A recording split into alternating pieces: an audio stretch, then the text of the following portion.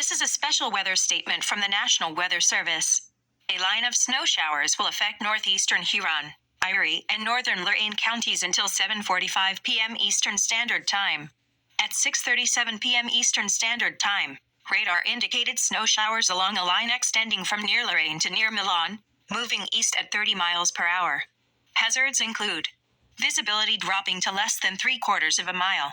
Locations impacted include Westlake, North Ridgeville, Avon Lake, Amherst, Northern Milan, North Olmsted, Avon, Sheffield Lake, Oberlin, Sheffield, South Amherst, Berlin Heights, Kipton, and Birmingham. Use extra caution if you must travel. Rapid changes in visibility and potentially slick roads may lead to accidents.